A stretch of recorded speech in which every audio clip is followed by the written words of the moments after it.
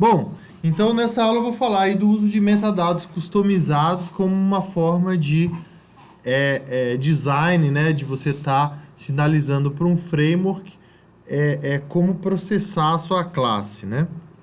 Tá? Então, imagina o seguinte, a gente viu lá que com reflexão a gente consegue, por exemplo, falar assim, eu quero todos os métodos, ou de repente eu consigo filtrar lá todos os métodos começados com get, né? Todos os métodos, sei lá, que tem um retorno assim ou assado, né? Mas imagina o cara vai assim, eu quero todos os métodos que mudam alguma informação do objeto, né? E aí, como é que eu sei isso, né? Tá? Pelos metadados do método eu não tenho essa informação, né? Fala assim, eu quero saber como validar esse campo, também não tem essa informação, tá? Pelo próprio campo, tá? Então, né, as únicas coisas que a gente sabe são aquelas informações intrínsecas da classe, né? Que ela, a gente viu, por exemplo, uma classe tem os métodos, os campos, né? Então eu posso procurar, quero todas as classes que tem um método desse jeito, né? Mas eu não consigo, por exemplo, eu quero saber as classes que vão ser persistidas no banco de dados. Ou seja, como é que eu vou saber isso, né? Então, a gente não consegue usar o reflection para inferir uma coisa que é semântica, né, dentro do meu software, tá? Então, a ideia é a gente usar metadados customizados, ou seja, a gente não vai usar somente aqueles metadados que são da própria classe, tá? A gente vai estar utilizando, a gente vai definir um novo tipo de metadado e vai estar utilizando isso daí dentro da nossa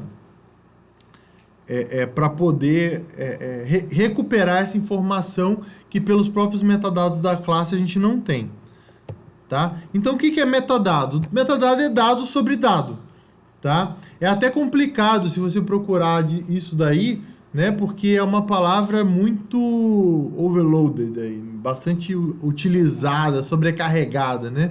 Então várias áreas usam aí metadados e tal, né? Por exemplo, se a gente falar em banco de dados, por exemplo, as informações da tabela, de quais colunas ela tem, né? São os metadados do banco, né? Quando a gente fala de programação, né, a gente está falando de código, os metadados são os dados sobre o seu código, tá? Sobre os elementos de código. Então, se a gente pegar, por exemplo, o método ali, né, o public, o retorno, os parâmetros, as informações sobre os parâmetros, o nome do método, tudo isso são metadados intrínsecos, ou seja, são metadados que todo método vai ter. Todo método tem uma visibilidade, todo método tem um retorno, mesmo que seja void, todo método tem tem parâmetros, mesmo que sejam 0 parâmetros, tá? E a gente pode estar adicionando metadados específicos de um domínio, que são metadados que a gente vai estar criando e nem todo método a princípio vai ter aquele metadado, nem todo elemento de código é obrigado a ter aquela informação, tá? Normalmente, por exemplo, quando eu digo que, por exemplo, uma classe se mapeia por uma tabela do banco de dados, isso é do domínio da persistência dos dados, né? Então, por exemplo, se eu tenho uma classe que não tem nada a ver com isso, não faz sentido ela ter esse tipo de metadado, certo? Então, a ideia é o seguinte, né? A partir desses metadados customizados, você procurar para métodos que são... que você pode invocar, o que você deve invocar, né? Não só métodos como atributos e tal, e usar o metadado customizado para achar esse método, ou para saber como processar aquele método, como executar a funcionalidade, tá? Então, se eu tenho lá uma informação de validação, né, eu vou estar colocando ali, né? Eu posso falar, ó, esse atributo aqui ele tem que estar entre 0 e 100, né? Ou eu posso chegar e falar assim, olha, eu quero que esse metadado, esse método seja invocado quando o cara fizer 1000 pontos, né? Então, eu posso adicionar essa informação e o framework vai, de certa forma, localizar aqueles métodos que ele precisa executar, tá? E assim, existem várias formas da gente definir metadados, tá? Uma bastante utilizada aí através de convenções, certo? Então, por exemplo, no JUnit 3, quando eu falava que todo método começado em teste, ele era um teste, né? É uma convenção de código. O próprios getters e setters, né? Do Java é uma convenção de código, né? Às vezes eu falar que, por exemplo, se eu acessar uma URL com determinada informação, eu vou invocar um método que é aquele mesmo nome da URL, é uma convenção, tá? Então eu posso ter metadados, né? Que são convenções de código, tá? O problema das convenções é que muitas vezes elas não são expressivas o suficiente para dependendo da informação que você queira colocar, tá? Imagina, por exemplo, eu quero que esse campo, o valor válido dele seja de 0 a 100. Poxa, eu vou botar isso no nome do campo, como é que eu vou expressar isso na convenção? Então, a convenção de código ela tem uma expressividade limitada, tá? E outra desvantagem é que alguém pode alterar, por exemplo, o nome de uma variável, o nome do método, sem saber que aquilo vai influenciar no comportamento da aplicação, tá? Então, essa questão também de não ficar explícito, né? Pode levar uma pessoa a alterar aquilo sem saber das consequências daquela alteração, tá?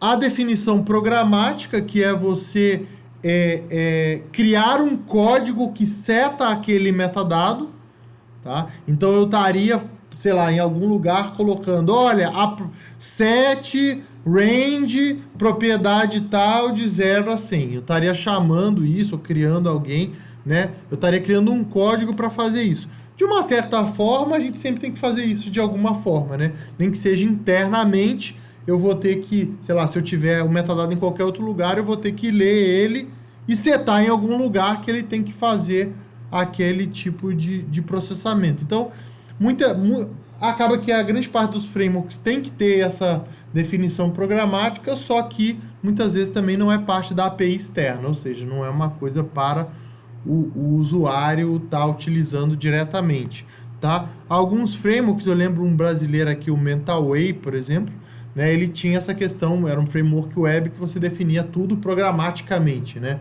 Ou seja, a partir de chamadas de métodos você definia, por exemplo, esse cara, ele vai responder, esse controller vai responder, que é uma classe, né? Vai responder a tal URL, ele tem tal informação de segurança, então esses metadados eram chamadas de método.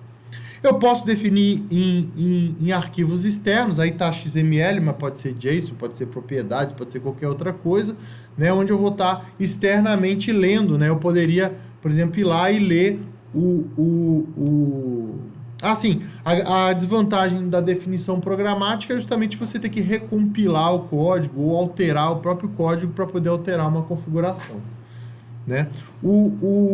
A definição em arquivos, né, que é o que está no XML aí, tá?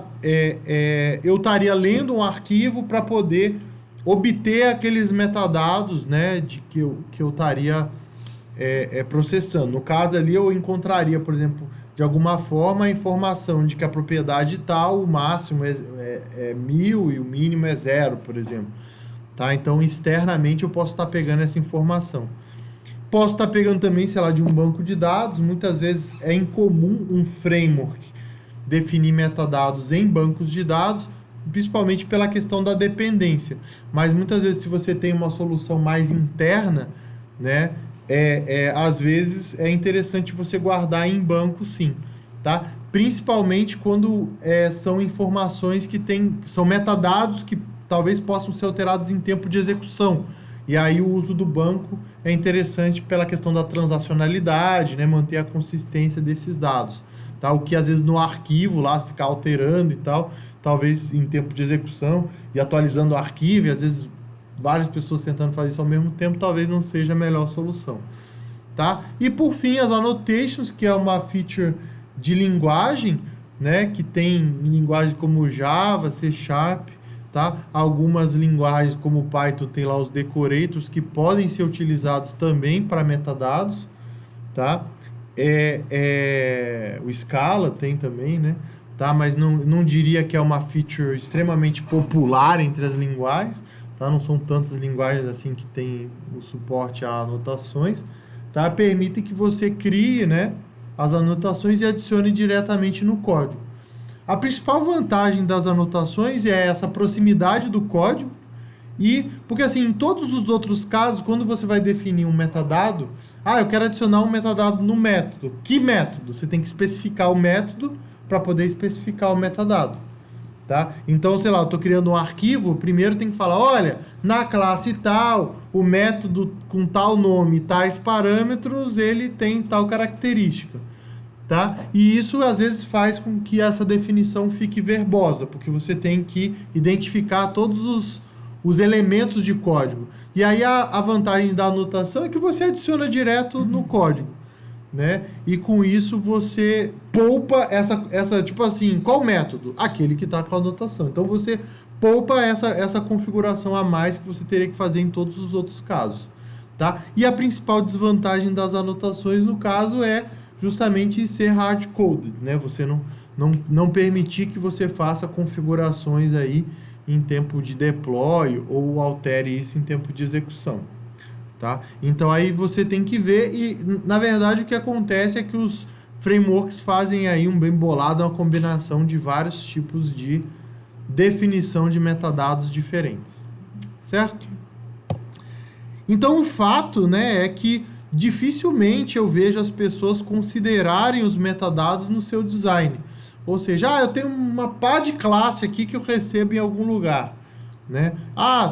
Para algumas eu faço uma coisa um pouco diferente, ou para algumas eu tenho que fazer um tipo de pré-processamento, né? O que o cara faz? O cara bota lá, às vezes eu já vi isso acontecer, do cara botar um método que retorna um valor fixo, que nada mais é do que um metadado, você parar para pensar, né? Que é uma informação fixa para a classe, né?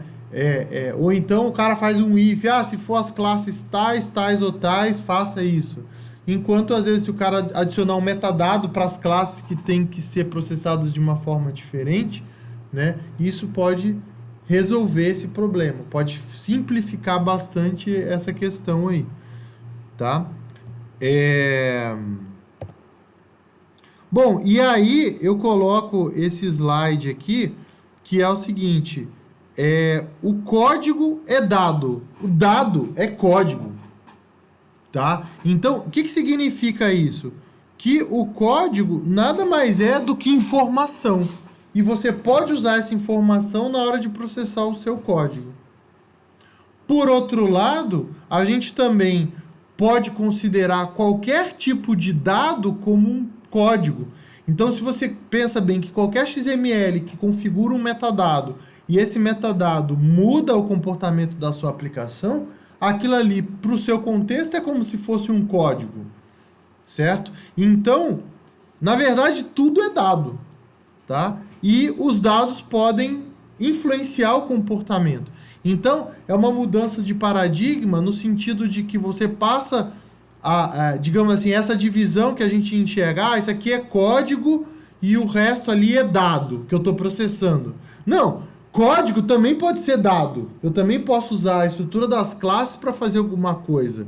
E aquilo que está do lado de fora da aplicação também pode ser código, no sentido de que eu posso usar aquilo para criar um comportamento novo.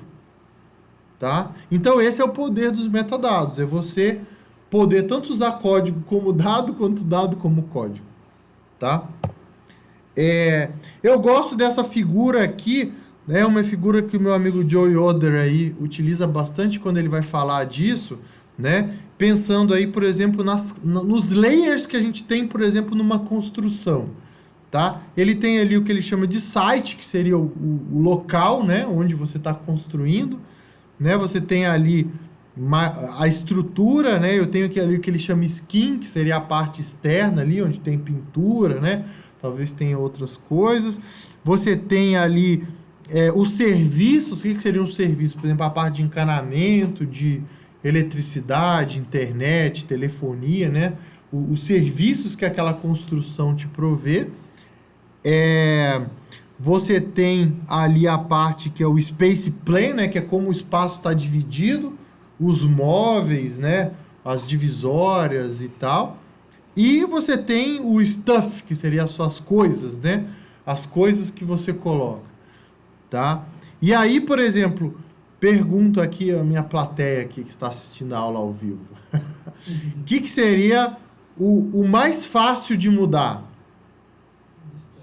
Stuff, as coisas, né? Tá? E qual que é a coisa que a gente muda com mais frequência? O stuff também. Tá? Qual que seria a segunda coisa mais fácil de mudar? O space plan. Aí é talvez um pouco mais complicado, mudar o sofá de lugar e tal, né? É mais difícil de mudar do que as coisas, mas em compensação também a gente muda isso com muito menos frequência do que as coisas.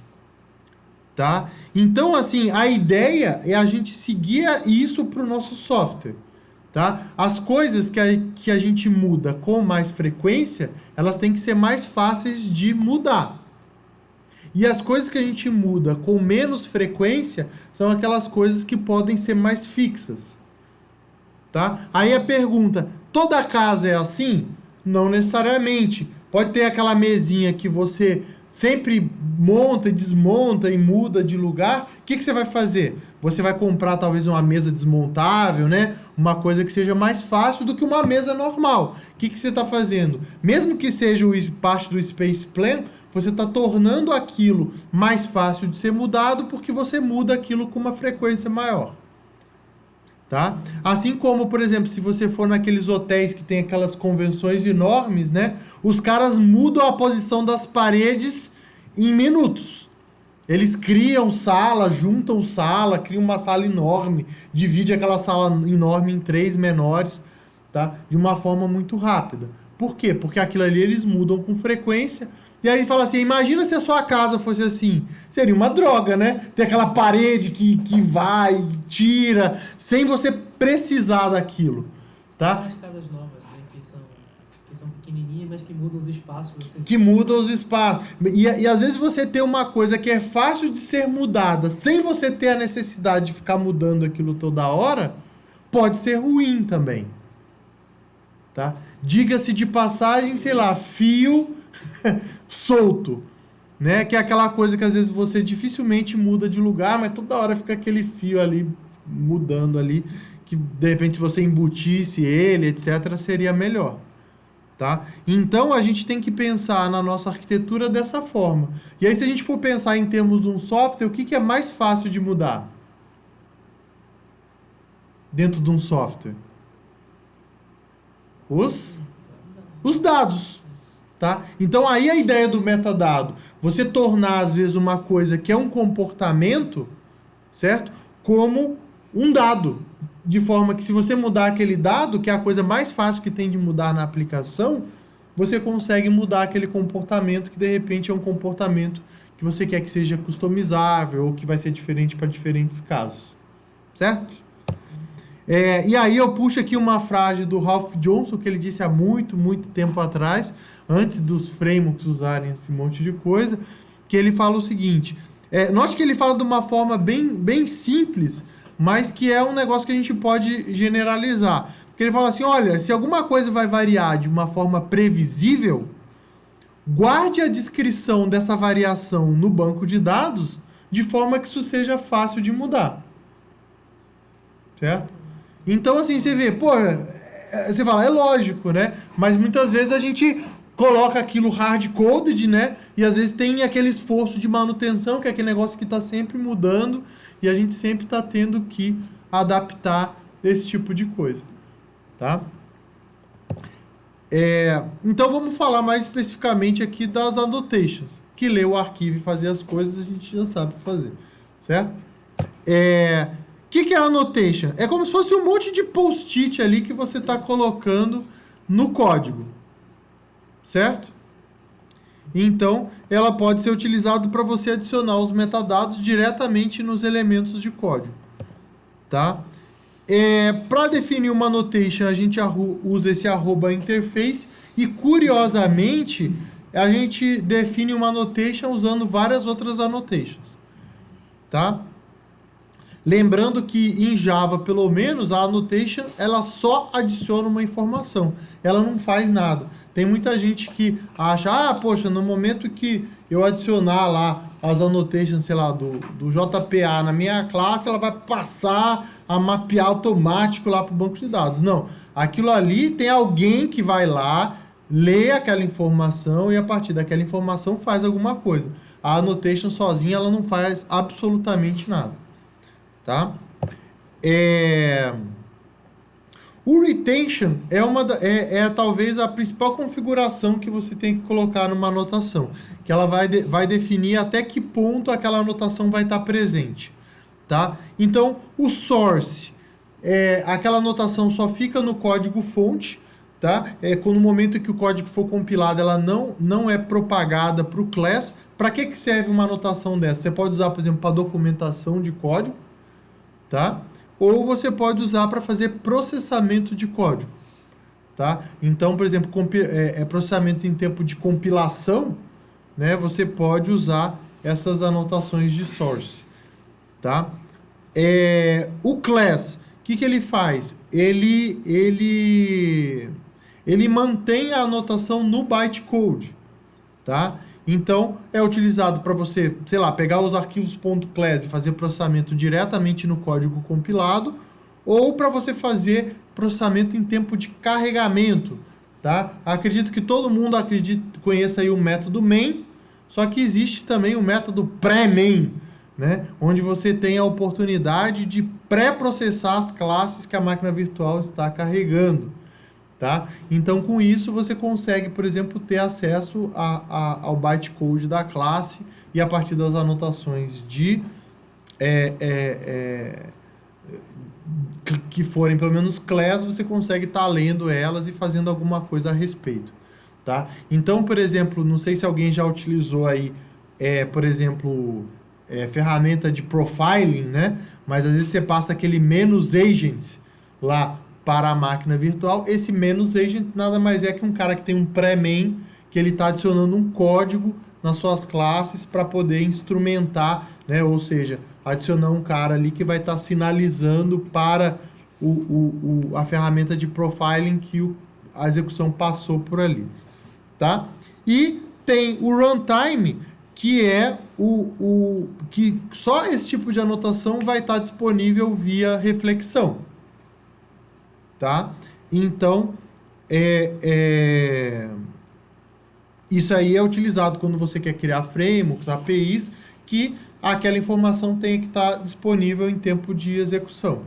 Tá? Então, eu já adianto para vocês, eu mexo com annotations há um tempão, e volta e meia eu esqueço a porcaria do retention, e aí eu fico rodando aquela porcaria, e não tá funcionando, e não tá pegando a anotação e tal, aí eu vou ver, putz, esqueci o retention. Aí eu vou lá, coloco e aí funciona, ele acha, tá? Então, se acontecer de você estar fazendo o código e ele não estiver achando a sua anotação, né? Primeira coisa que você faz é ir lá e dar uma olhada se o seu retention tá runtime, tá? Que o default, se não me engano, é o source. O target, tá?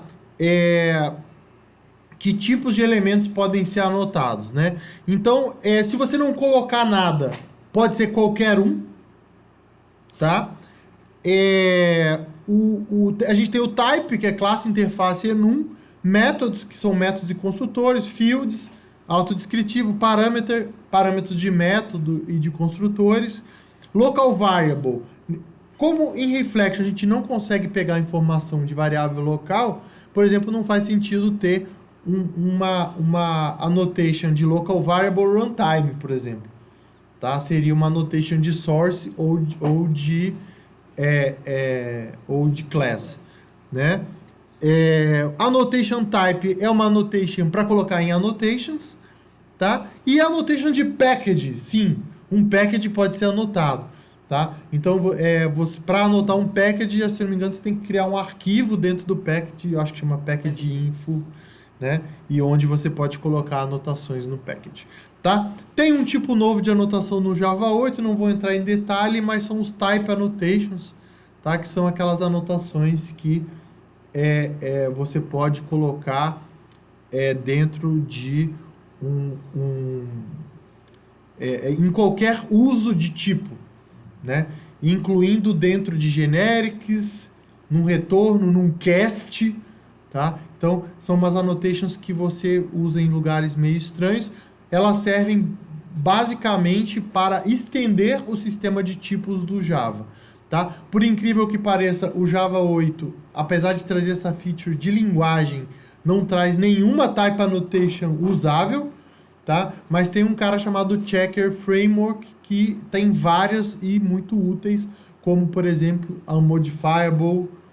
Então você, sei lá, cria lá uma lista de Unmodifiable pessoa, e aí se você modificar aquilo de alguma forma, ele dá um erro de compilação, tá? Então dá para fazer várias coisas legais. Ele tem lá uns mecanismos de validar coisa para segurança, para processamento de multithreading, né? Tipo, isso aqui tem que ser feito dentro de um lock. Então tem várias coisas legais que dá para fazer com as type annotations. Continuando, a gente pode anotar a annotation com documented. Significa que aquela annotation tem que fazer parte da documentação da classe. Por exemplo, eu acredito que uma annotation que mapeia, por exemplo, a classe para um banco de dados, valeria a pena fazer parte da documentação. Tá? Ou seja, esse cara aqui é um cara que mapeia para a coluna tal, né? Então, talvez seja uma informação relevante. Então, basicamente, quando ele for gerar o Javadoc, ele vai considerar as annotations com documented para ser adicionado na documentação. Inherited é uma annotation que eu acho bastante limitada, tá? Que ela faz com que as subclasses herdem uma annotation, só que só funciona para type, tá? Para annotation do tipo type. Por exemplo, para método, você não consegue falar, o método que sobrescreveu o método com uma annotation inherited, ele vai herdar. Não, isso não funciona, tá? Então tem que pôr de novo. Então eu acho bem limitado isso aqui. As propriedades de anotação. Aí o que tinha perguntado.